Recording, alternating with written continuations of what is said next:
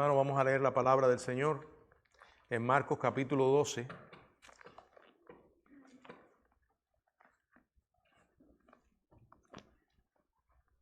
Marcos capítulo 12, del 38 al 44.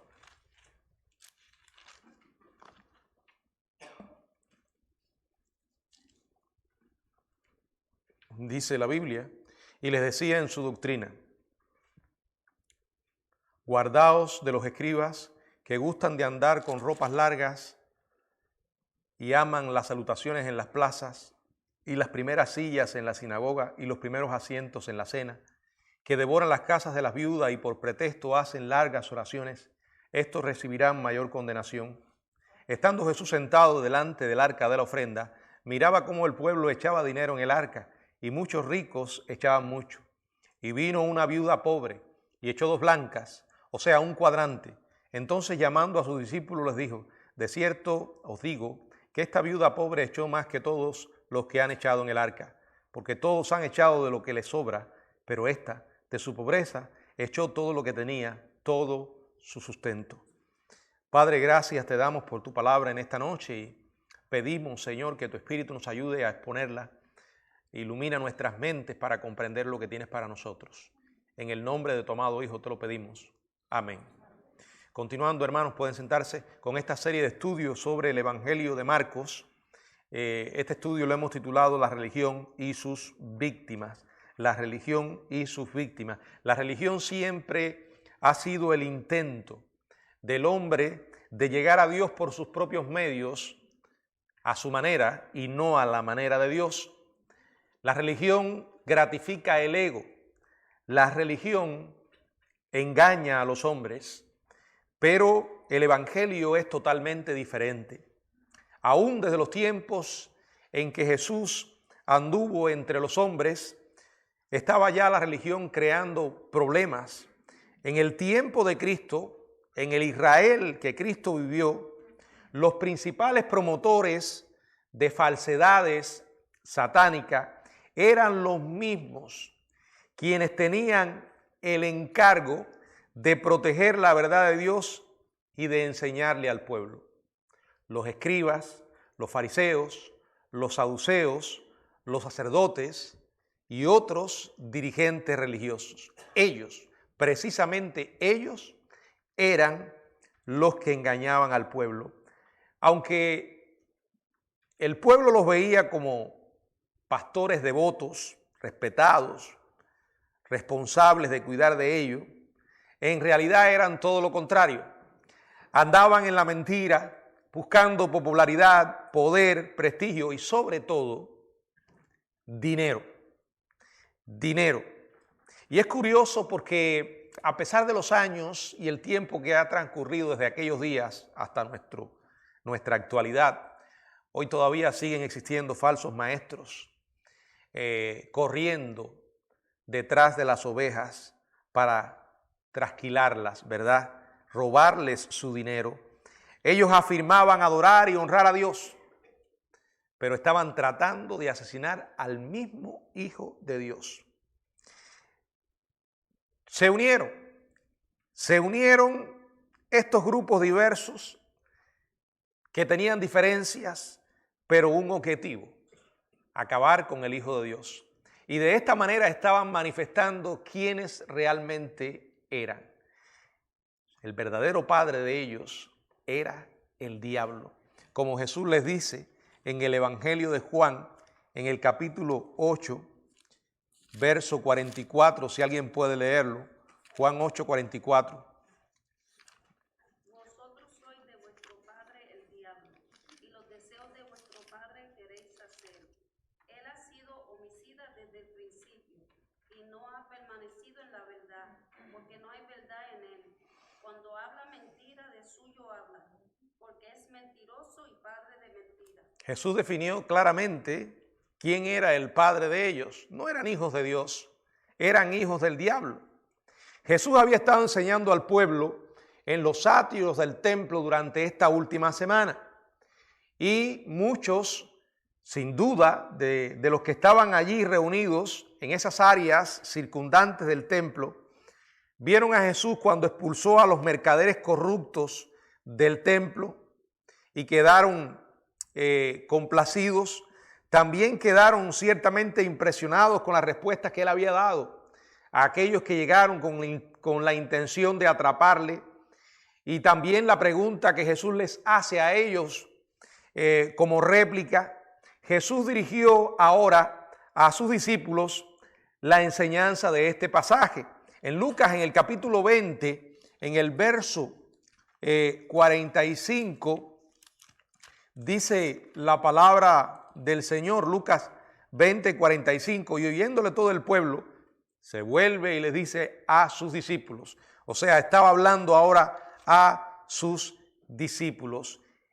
Tras su última confrontación con los líderes religiosos, y esto lo vimos en el estudio anterior, en el capítulo 12 también, en los versos del 35 al 37, el Señor no volvería a decirles más hasta su juicio. Y aunque el gentío también le estaba escuchando, a partir de este texto, el enfoque de Jesús estuvo en enseñar a sus discípulos.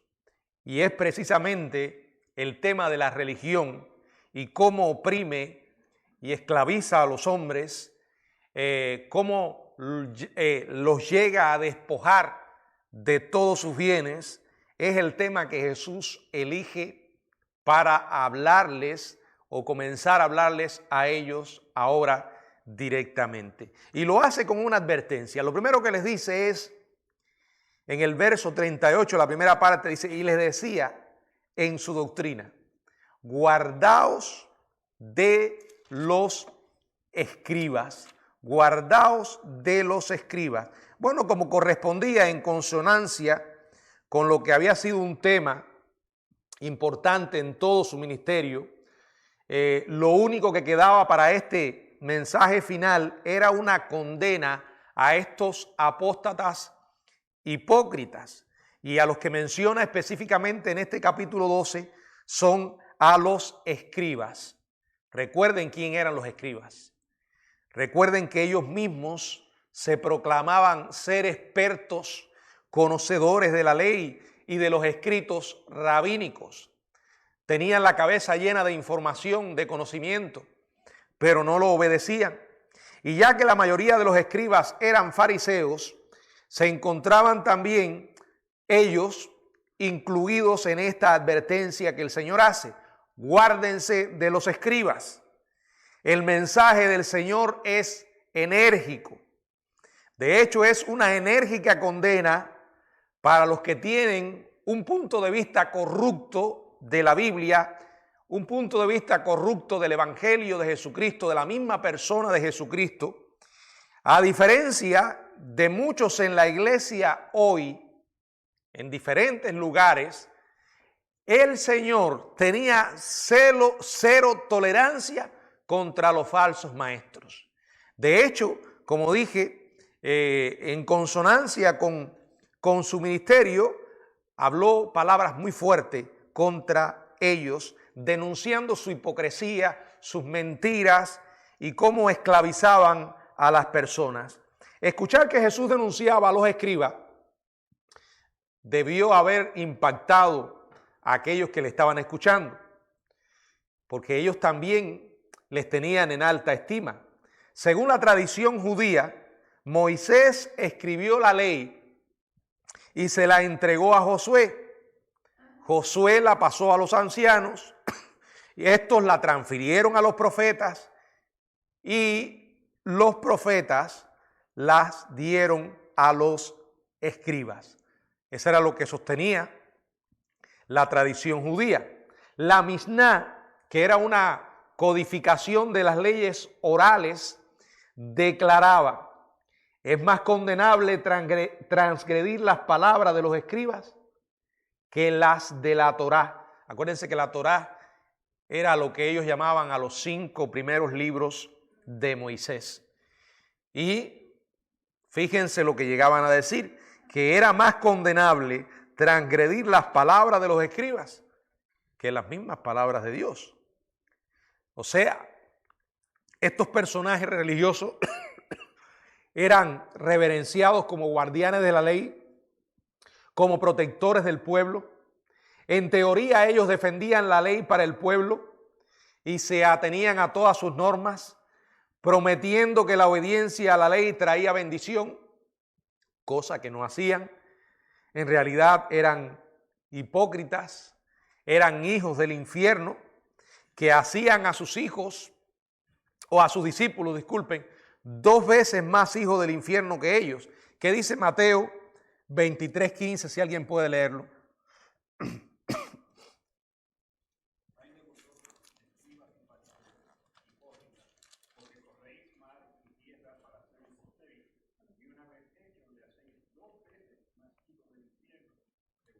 Bueno, este pasaje de Mateo capítulo 23 es una condena directa contra los escribas y fariseos.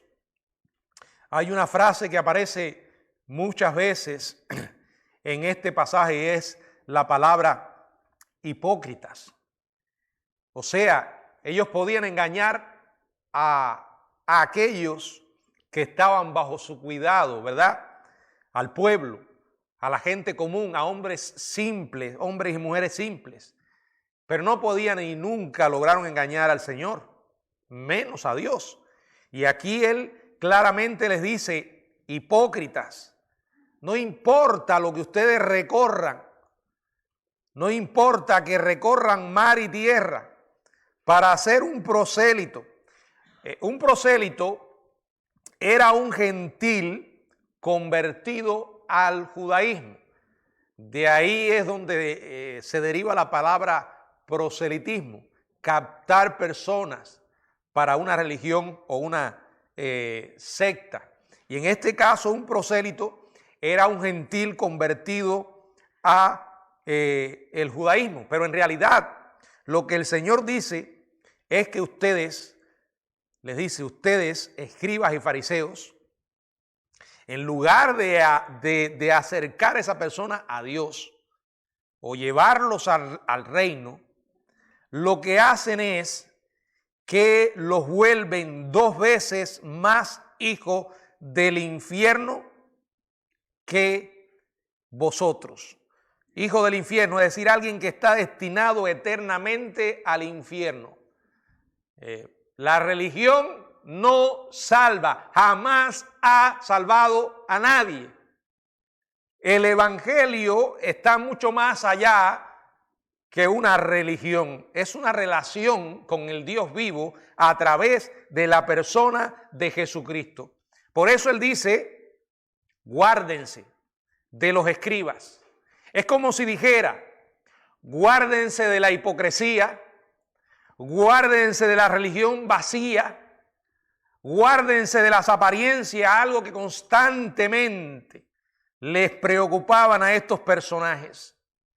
Porque Dios tiene la capacidad de mirar a donde nosotros no podemos mirar. Ante la poderosa mirada de Dios, nuestras almas están totalmente desnudas. Ahora veamos cómo el Señor los describe. En este mismo capítulo presenta una descripción de ellos a partir del verso 38 hasta el 40. La primera parte dice, los menciona, guárdense de ellos, y ahora va a explicar cómo ellos se comportaban, los describe, los caracteriza. Guardaos de los escribas, ¿verdad? Que gustan de andar con ropas largas, aman las salutaciones en las plazas, las primeras sillas en las sinagogas, los primeros asientos en las cenas. Y dice que devoran las casas de las viudas y por pretexto hacen largas oraciones. O sea, después de advertir a los discípulos y a la multitud sobre la doctrina de ellos, que era la hipocresía, Jesús da algunos ejemplos de esta hipocresía. El primero es que les encantaba andar con ropas largas. O sea, estas eran vestimentas largas vestimentas externas, costosas, muy adornadas. En sus bordes estaban las llamadas borlas requeridas. Por ejemplo, vamos a Números 15 del 38 al 40, donde se habla de esto. Números 15 del 38 al 40, si alguien puede leerlo.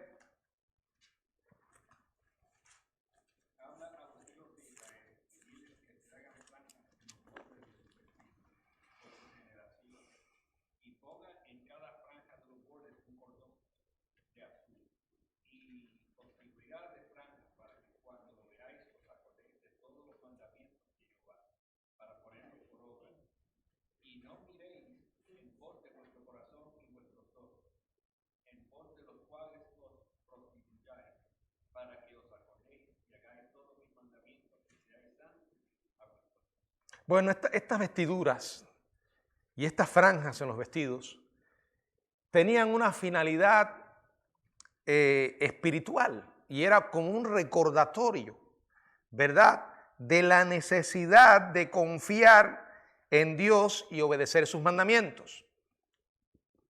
Pero ellos fueron perdiendo el espíritu de la enseñanza. En Mateo 9:20, Mateo 9:20, si alguien puede leerlo. Y he aquí una mujer enferma de flujo de sangre. Desde hacía 12 años se le acercó por detrás y tocó el borde de su manto. O sea, este era el borde del manto, probablemente una de las borlas que colgaban de las esquinas de un manto con el objetivo de recordar a quien lo vestía de obedecer los mandamientos de Dios. Ahora, ellos lo convirtieron en una plataforma de exhibición, como hicieron no solo con esto de la ropa. Ellos fueron mucho más allá, la oración, las limosnas, el ayuno, todo lo convirtieron en una práctica sin sentido, porque como dije, lo volvieron en plataformas para exhibir su piedad. No hay nada malo con la oración, todo lo contrario. La oración es necesaria, pero ellos prostituyeron la oración. Por eso Jesús tuvo que decir, no hagan largas, no uséis vanas palabrerías como los escribas y los fariseos que piensan que por esa palabrería serán oídos.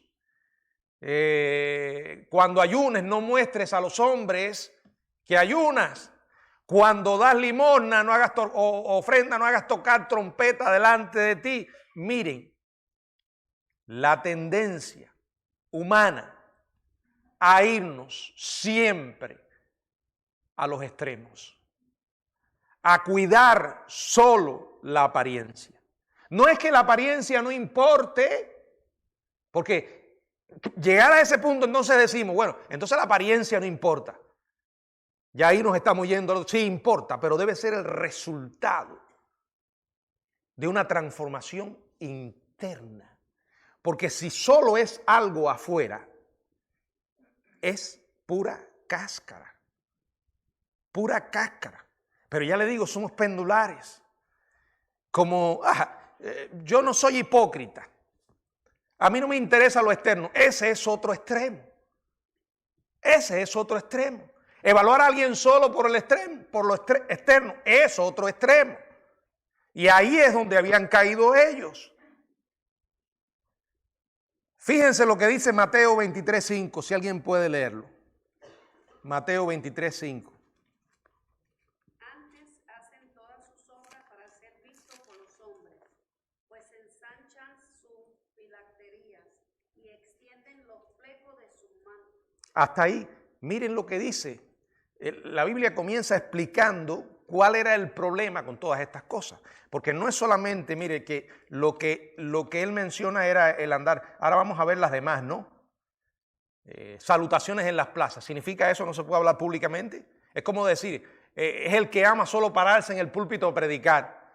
O las primeras sillas en la cena, está mal, yo no soy fariseo, no me voy a sentar en la primera silla.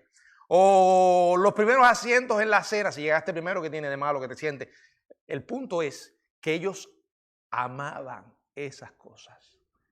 Ellos buscaban esas cosas. Para ellos eso era una manera de mostrar ante los demás cuánta piedad tenían. Qué equivocados estaban. Segundo, ellos deseaban las salutaciones en las plazas. Imagínense con esas ropas extravagantes que los distinguían como escribas, para que todo el mundo se enterara de lo que ellos eran. No saludarlos respetuosamente con honor era considerado una ofrenda muy grande. Además de los títulos, esa es otra cosa, ¿verdad? Los títulos dignificados por los cuales ellos esperaban que los reconocieran como rabino, que significaba que eran los expositores e intérpretes de la ley de Dios. Mateo 23, 7, y las salutaciones en las plazas, y que los hombres los llamen rabí, rabí, ¿verdad? O padre, como dice el verso 9, y no llaméis padre vuestro a nadie en la tierra, porque uno es vuestro padre y el que está en los cielos. El que está en los cielos. No hay ningún problema con llamar a alguien maestro. No hay ningún problema con usar el término padre para nuestros padres terrenales o a alguien que apreciamos. Miren, el mismo ejemplo de Pablo. Pablo habla repetidamente de maestros en la iglesia. Pablo se refiere a sí mismo como el padre de los corintios, en la primera carta a los Corintios 4:15. O sea, esto no prohíbe las muestras de respeto. Cristo prohíbe usar estos nombres como títulos espirituales o ver a esas personas como mediadores entre el hombre y Dios. Se los voy a poner de manera más clara. De la misma forma que se llama padre al Papa de Roma. Eso es precisamente lo que el Señor está prohibiendo ahí. Lo que desvergonzadamente hace la Iglesia Católica en contra de la palabra del Señor es usar títulos espirituales o de manera ostentosa, otorgando indebidamente autoridad espiritual a un ser humano, como si éste fuera mayor fuente de verdad que Dios. Yo me quedé horrorizado en estos días cuando estaba viendo un documental, pero no pude seguir porque ya me revolvía el estómago, de verdad. Basado en la famosa secta La Luz, creo que se llama así. Es la Iglesia de la Luz que tiene su sede en México, donde el líder de esa secta está preso aquí en los Estados Unidos por pedófilo y por pornografía infantil y no sé cuántas cosas más.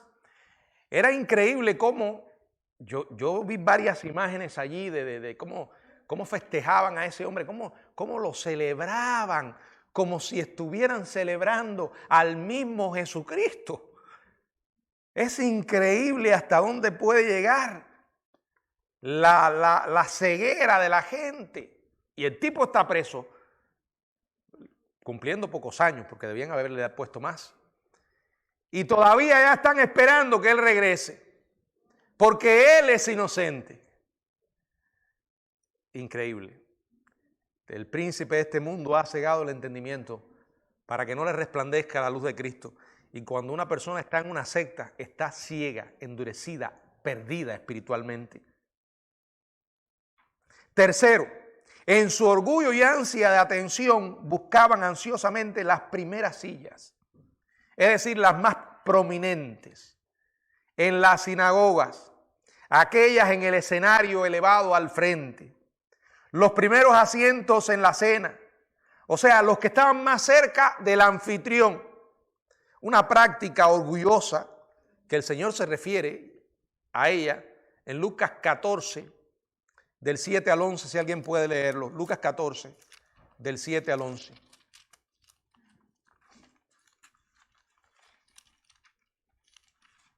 Observando cómo escogieron los primeros asientos en la mesa, refirió a los convidados una parábola.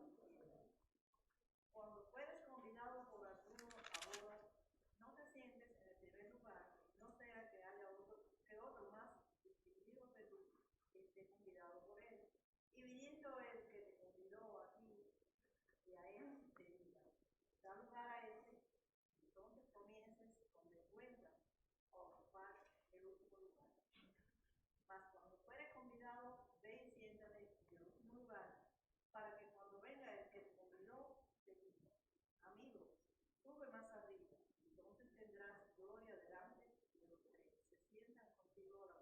Nuestro Dios sabe todo lo que ocurre. Está pendiente de todos los detalles. Cuando yo leo estas historias como la que vamos a ver ahora, de aquella viuda pobre que fue despojada por la religión despiadada, siempre pienso que hoy también el Señor está pendiente de todo lo que ocurre. Él sabe todo lo que pasa. Y no solo lo que sucede, sino lo que motiva a esos sucesos. Y aquí hay un pasaje donde hace un llamado a mantener una verdadera actitud humilde. Aparte de la enseñanza que tiene un valor práctico, porque literalmente podemos ser invitados a una boda. La Biblia dice, no procedas con arrogancia. Miren, la arrogancia es algo que no se puede ocultar. La persona que menos se da cuenta es la persona arrogante. Pero es como una fetidez que todo el mundo la percibe. Y esto ya rayaba en lo ridículo. Y el Señor los estaba mirando. Mientras que los tres primeros ejemplos, o sea, el de andar con ropas largas, las salutaciones en las plazas, las primeras sillas en las sinagogas, revelan ese orgullo obsesivo de los escribas. Esta descripción que va a hacer ahora era aún más siniestra. Y tiene que ver con una historia que inmediatamente él va a contar. Una historia que tradicionalmente ha sido tomada para hablar de mayordomía, para enseñar sobre la importancia de dar. Pero no creo que el Señor contó esa historia para eso, porque el contexto no da base para exprimir ese texto como se exprime. Vamos a considerar, y quiero que recuerden esta acusación ahora, porque precisamente esta acusación tiene que ver con la historia que él va a contar después. Aparte de toda esta actitud arrogante y orgullosa, la más siniestra era esta, porque era un flagrante desprecio de toda la enseñanza del Antiguo Testamento sobre el tema. Ellos tenían una insaciable codicia que los llevaba a aprovecharse de las personas más indefensas de la sociedad. Y en este caso eran las viudas. Una mujer viuda estaba en una situación desesperada. Era lo último, llegar a quedarse viuda. Y precisamente eso era lo que hacían estos personajes. Caían en las casas de las viudas para devorarlas. Los escribas consumían los escasos recursos que tenían esas mujeres. Abusaban de la hospitalidad de ellas, le estafaban sus fincas, sus propiedades se las quitaban y las administraban mal, les quitaban sus casas en prenda por deudas que nunca podían cancelar, al igual que hacían. Yo creo que los escribas fueron los primeros predicadores del Evangelio de la prosperidad, de verdad. Los primeros que usaron la ley para llenarse sus bolsillos, ¿verdad? O sus bolsas, y las viudas eran víctimas de esto. Al igual que hacían con todos los que estaban atrapados en ese sistema falso religioso, también exigían de las viudas dinero. Dinero para comprar las bendiciones de Dios. ¿No les suena eso familiar? Las nuevas herejías no son tan nuevas. Simplemente son antiguas herejías que se van reciclando una y otra vez. Estos falsos maestros de la prosperidad que hoy llenan los canales de televisión, el internet, con sus trajes de millones y sus anillos de oro y sus aviones y sus carros. Ya el Señor los conocía. Los conocía desde que estuvo en la tierra. Así que no hay que preguntarse mucho qué piensa Jesús de estos falsos maestros. Si quiere saber qué piensa, mire lo que les dijo a los escribas y fariseos. Finalmente, por pretexto, para guardar las apariencias, ¿qué hacían? Largas oraciones Largas oraciones habían convertido la oración en una plataforma de exhibición. Que Dios nos guarde, hermanos. Que Dios nos guarde. No podemos jugar con estas cosas. Y yo no voy a juzgar la motivación que tenga uno u otro, pero cuando usted convierte la oración en una plataforma para exhibir cuán espiritual usted es, por lo largo que ora, o por las palabras altisonantes que use, o por las expresiones, eso está mal. Es exactamente lo mismo que hacían esta gente. Querían exhibir su santidad, su devoción, su supuesta santidad y su supuesta devoción. Miren lo que dijo el Señor, lo vamos a leer como dice allí. Mateo 6:5, si alguien puede leerlo. Mateo 6:5.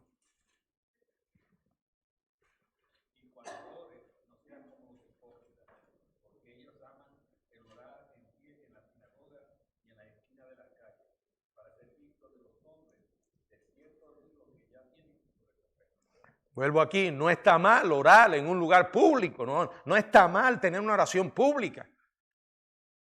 Lo que está mal es amar el orar en público, el exhibirse en público, el pensar que porque más larga sea la oración, más el Señor la va a contestar. Él contó una parábola en la que un fariseo, Lucas 18:11, puesto en pie, oraba y dice consigo mismo de esta manera: Dios, te doy gracias porque no soy como los otros hombres, ladrones, injustos, adúlteros, ni aun como este publicano. O sea, el tipo no se creía pecador.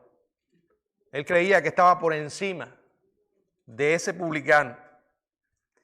Sin embargo, no fue ese arrogante fariseo santurrón, sino el quebrantado, humillado, arrepentido, recaudador de impuestos, el que llamó la atención a Dios y fue justificado. ¿Qué dice Lucas 18:14? Lucas 18:14.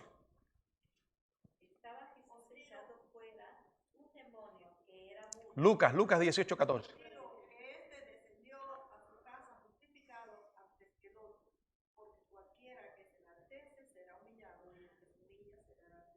Las oraciones de los escribas, al igual que el resto de su religión, era una farsa, un acto fingido, un espectáculo. Por eso el Señor dice, no hagáis vanas repeticiones. Esto no honra a Dios. Esto nos exalta a nosotros mismos. Y ellos van a recibir una condena, dijo el Señor. Es más, van a recibir mayor condenación. Sabemos que todo el que muera sin Cristo va al infierno y está condenado. Pero no todos los que van al infierno van a estar igualmente condenados. La Biblia enseña que hay grados de condenación en el infierno. En lugar de recibir recompensas divinas por su religión santurrona y promovida por ellos, van a recibir, dice, mayor condenación. Es una triste realidad que aquellos que conocen la verdad y la rechazan van a recibir un castigo mayor que aquellos que no han escuchado. ¿Qué dice Hebreos 10:29? Hebreos 10:29, por favor.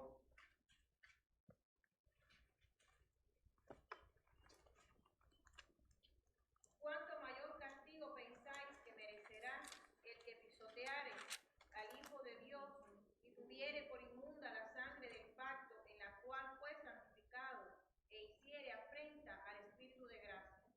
Fíjense cómo dice, cuánto mayor castigo recibirá.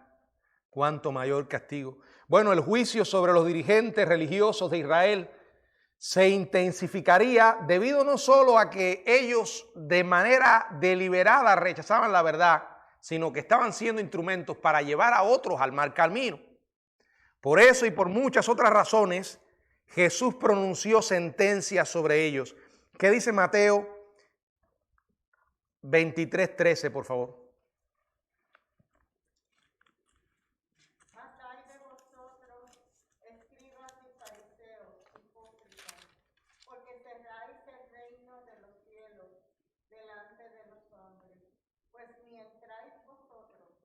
y dejáis entrar a los que están entrando.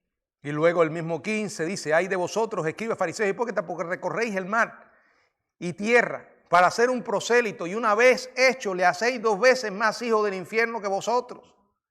Ay de vosotros, guías ciegos, porque decís, si alguno jura por el templo, no es nada, pero si alguno jura por el oro del templo, es deudor. Luego en el 23 le dice, ay, porque diezmáis la menta y el eneldo, y dejáis lo más importante de la ley, la justicia, la misericordia y la fe. Luego le dice en el 27, porque sois semejantes a sepulcros blanqueados, que por fuera la verdad se muestran hermosos, mas por dentro están llenos de huesos de muertos y de toda inmundicia. Bueno, una y otra vez, hermanos, el Señor les dice palabras bien fuertes.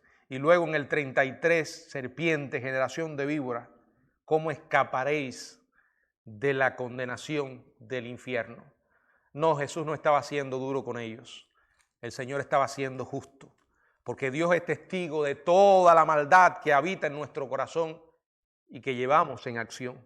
El Señor ve todo acto que se comete, bueno y malo.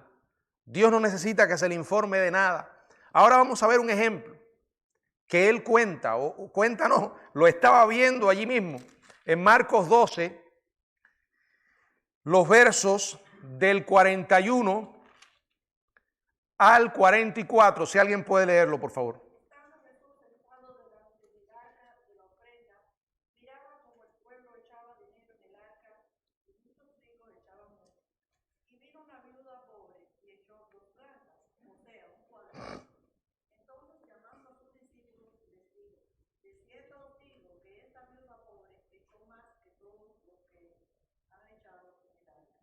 Porque todos han echado de lo que les sobra, pero esta de su pobreza echó todo lo que tenía, todo su sustento. Bueno, aquí la historia parece dar un giro extraño, cuando después de un día agotador, dice, estando Jesús sentado delante del arca de la ofrenda, miraba cómo el pueblo echaba dinero en el arca. O sea, le llamó la atención al Señor lo que estaba pasando. Y al principio, o a primera vista, la inclusión de esta historia acerca de una viuda y de su ofrenda, como que es un poco desconcertante, porque acuérdense, hermanos, que la Biblia original, los originales no tienen ni versículos, ni capítulos, ni subtítulos, ni capítulos. Todas estas divisiones fueron hechas posteriormente para organizar el texto. La historia continúa y de pronto comienza a relatarse esta escena. La sección anterior había terminado con juicio, una advertencia de juicio, verso 40, que devoran, fíjense, las casas de las viudas y por pretexto hacen largas oraciones. Estos recibirán mayor condenación. Y la siguiente sección lo que hace es que reanuda este tema. En el capítulo 13, verso 1. Bueno, universalmente esta mujer se le ha presentado como un modelo de generosidad, obediente y fiel. Se le ha presentado como un modelo frente al trasfondo de la actuación fingida y corrupta de estos dirigentes religiosos en Israel. Pero miren, esta perspectiva no solo es extraña al contexto, sino también que si la viuda está enseñando una lección sobre dar, ¿cuál es la lección? Les voy a explicar ahora que se han presentado varias opciones, varias interpretaciones. Por ejemplo, algunos sostienen que la historia enseña que la generosidad no debe medirse por la cantidad que se da, sino por lo que el dador conserva. Otros insisten que la generosidad debe medirse por el nivel de abnegación del dador, como refleja el porcentaje de los recursos de la persona que estaba dando.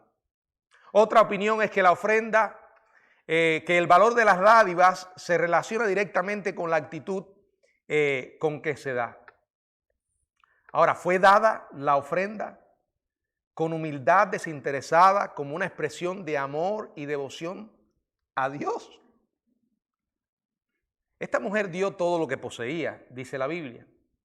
La viuda tenía la menor cantidad posible después de su ofrenda. Por tanto, ella debió haber tenido la actitud más agradable a Dios. Según este punto de vista, parecería que la ofrenda que más le agrada a Dios, ¿cuál es? Darlo todo. Pero todas estas ideas abusan de la historia, de la narración, sobre todo cuando la analizamos en el contexto en el que sucede y lo que Jesús había terminado de hablar y de lo que había dicho anteriormente. Había acabado de hablar de las viudas que eran devoradas y si como pretexto se hacían largas oraciones, estos recibirán, dice el Señor, mayor condenación. Además, yo no veo en este texto que Jesús esté instruyendo a sus discípulos ni a nosotros a seguir ese ejemplo. Es más, la narración no deja en claro que esta mujer de veras conociera a Dios o que creyera en Cristo, ya que Jesús no hace absolutamente ningún planteamiento en cuanto a la generosidad por el acto de la mujer, sino de lo que simplemente de que dio. No habló de la motivación con la que dio, ni por qué dio. No creemos que es correcto tomar esta historia e interpretarla como algún tipo de lección sobre mayordomía. Analizando el contexto y recordando el verso 40, aquí Jesús está presentando un claro ejemplo de una viuda pobre que es devorada por un falso sistema religioso. Yo creo que si pudiéramos traer eso al contexto actual, es como si Jesús estuviera en uno de esos templos de la prosperidad, ¿verdad? Y de pronto, después de un sermón retorcido, pusieran ahí las cestas para que la gente pacte con Dios. Y allí todo el mundo se parara y empezara a soltar todo el dinero que tenía y escribir cheques. Y de pronto una mujer que por su apariencia parece que está en la extrema pobreza, echa todo su dinero. Eso fue exactamente lo que ocurrió allí. Esa mujer era una víctima de un mensaje equivocado. Lucas nos dice que esta viuda, vamos a ver cómo lo dice Lucas. Lucas 21:2. Lucas 21:2.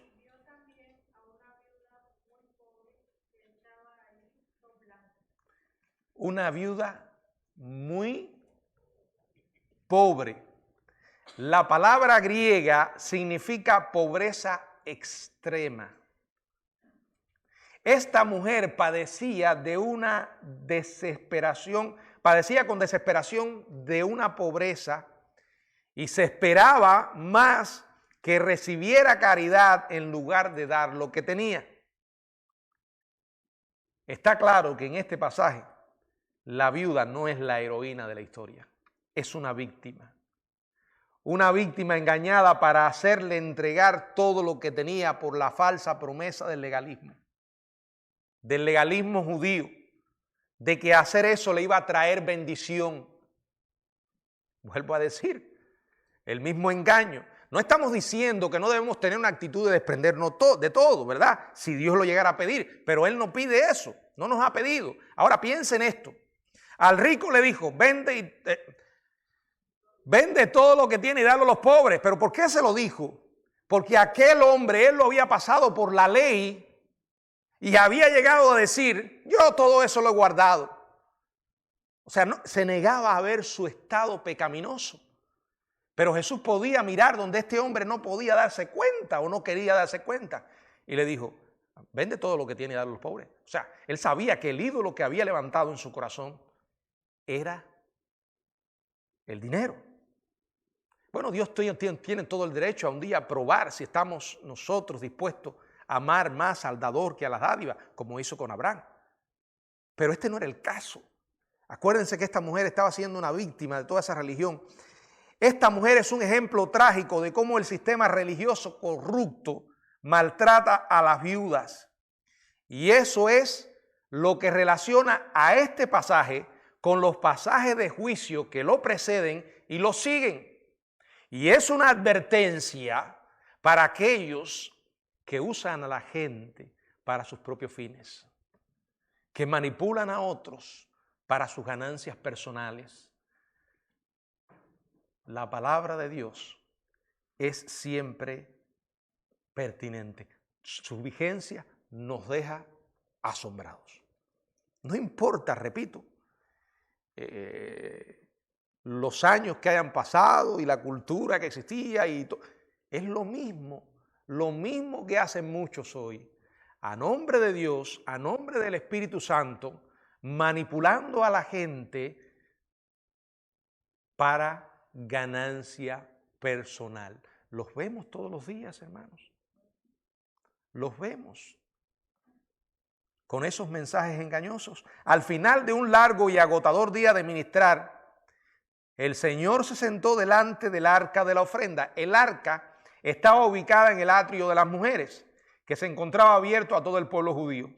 Consistía de 13 receptáculos en forma de trompeta, dentro de los cuales la gente depositaba sus ofrendas. Mientras estaba sentado allí observando,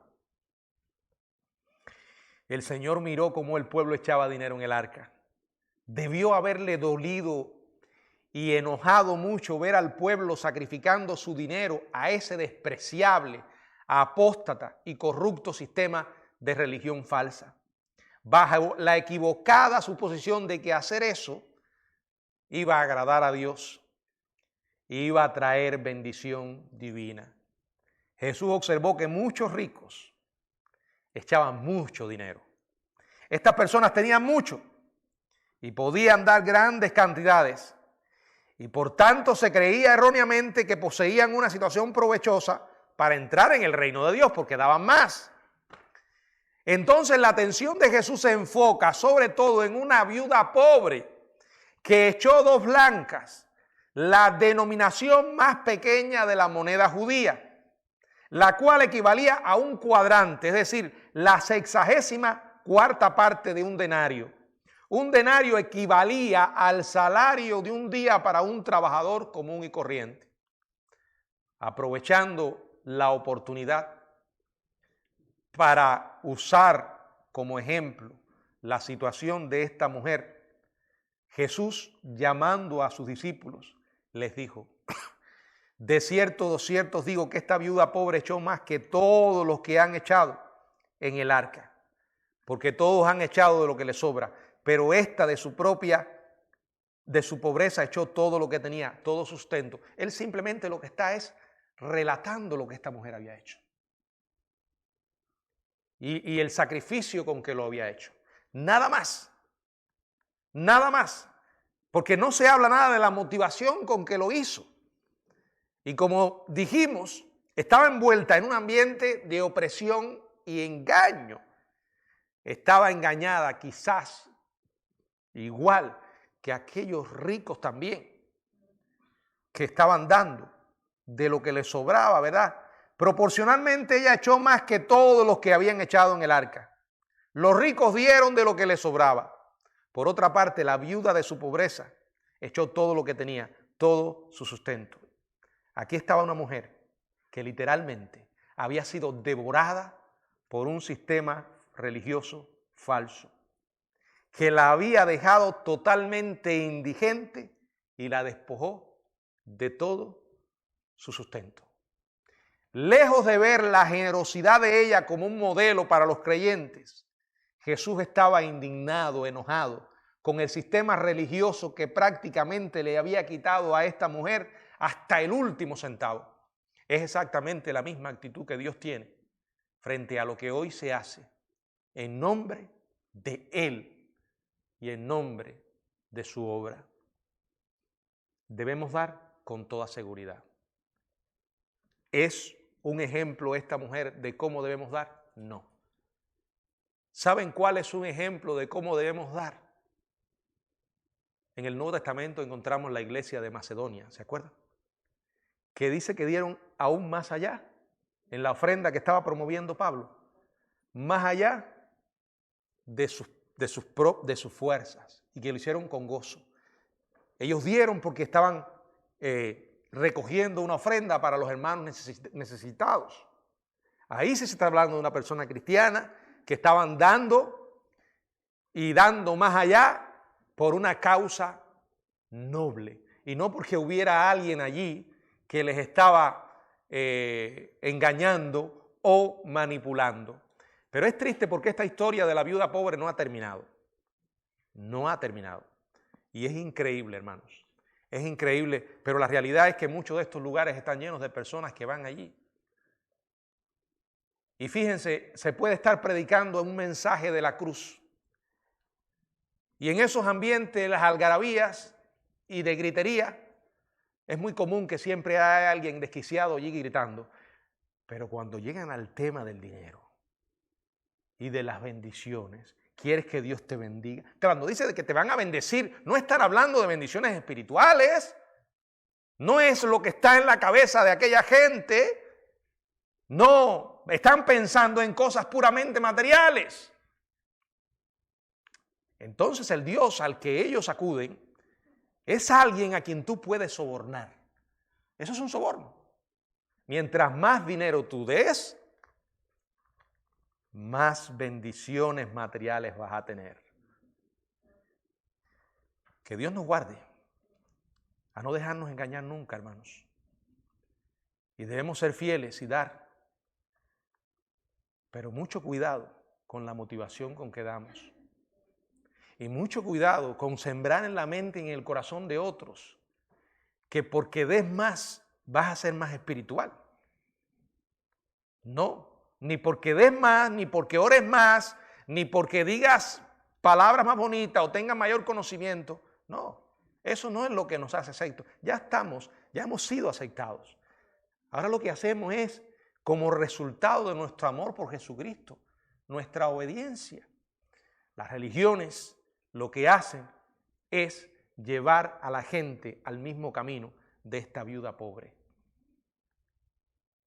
Me quedo a veces asombrado, y tengo que mencionarlo porque que el Papa católico, el único Papa que hay, hable de democracia y de los pobres del mundo. Y a veces yo lo oigo hablando con su parsimonia, tenemos que ayudar a los pobres, ¿verdad? Hay mucha gente pobre. Los más ricos tienen que darle a los más pobres. ¿Sí? Lo he oído diciendo eso. Es muy bonito. Bueno, pero empieza entonces por ti mismo. Sería una buena manera de empezar por el propio Vaticano.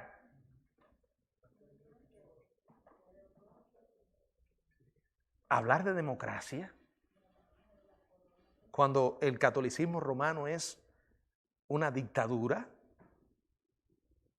donde un solo hombre determina los destinos de todos los que van en ese camino. ¿Por qué menciono esto? Porque es un claro ejemplo de lo que es la religión. Mientras que el cristianismo es totalmente diferente, hermanos. Es verdad que hay predicadores que abusan, pero nunca van a poder encontrar en las Escrituras algo que sustente esas actitudes. El Señor dijo cuando le preguntaron el gran mandamiento, mencionó allí los dos grandes mandamientos, amar a Dios y amar al prójimo. Ahí está la clave de todo lo que nosotros hacemos, porque eso es algo que se produce en nuestra vida cuando conocemos a Jesucristo. Amamos a Dios porque Él nos amó primero, y ese amor por Dios y por el prójimo es el que nos impulsa en todas nuestras acciones. Si no hacemos las cosas por eso, estamos errados. Si damos, servimos, oramos, predicamos, pero no para ganarnos el favor de Dios, sino porque ya tenemos ese favor de Dios.